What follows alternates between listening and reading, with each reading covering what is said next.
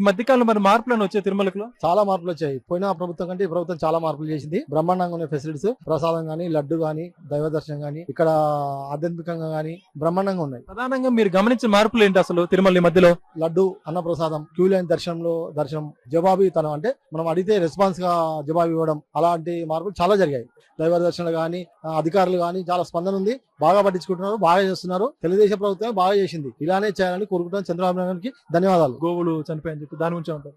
తిరుపతికి రావాలంటే కూడా సంతోషమే. తిరుపతికి రావాలంటే అదృష్టం రావాలి. ఎందుకంటే దర్శనం మంచిగానే ఉంది, ఇక్కడ సౌకర్యాలు మంచిగానే ఉన్నాయి. ప్రసాదాలు ఎలా ఉన్నాయి? ప్రసాదాలు మంచిగా ఉంది. ఒకటి పొద్దున మనము అన్నం తింటే ఒక వడ కూడా ఎక్కనే పెడుతుంది. ఇప్పుడు అన్న ప్రసాదాలు కూడా మంచిగా జరుగుతున్నాయి. మళ్ళా నీట్ గా ఎక్కడ ఏమన్నది ఇట్లా గలీజ్ అన్నది లేదు, ఇట్లా చెత్త లేదు, చెదార్థం లేదు, ఏది లేదు.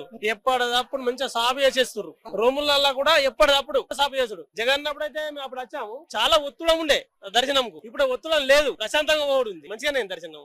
అంటే ఇప్పటికి గతంలో ఏమైనా తేడాలు గమనించారు మీరు? ఎప్పుడు బాగుంది? తేడా ఉంది, నీట్నెస్ ఉంది. ఎక్కడెక్కడ బాత్రూమ్స్ కానీ టాయిలెట్స్ కానీ క్లీనింగ్ గా ఉండే. లడ్డు క్వాలిటీ పెరిగింది, సైజు పెరిగింది. దర్శనం గానీ ఎక్కడ గానీ సిబ్బంది గానీ ఎక్కడెక్కడ బాగుంది, మెయింటెనెన్స్ బాగుంది. ఇక్కడ హాల్లో కూర్చోబెట్టినప్పుడు కూడా 1 అవర్ కి పెడతానే ఉన్నారు. అది కూడా బాగుంది. రైస్ కూడా క్వాలిటీ కూడా బాగుంది. కంపార్ట్మెంట్ లో వేచున్న భక్తులు కూడా అంత టైంకి వస్తున్నాయంటారు? టైంకి వస్తున్నాయి.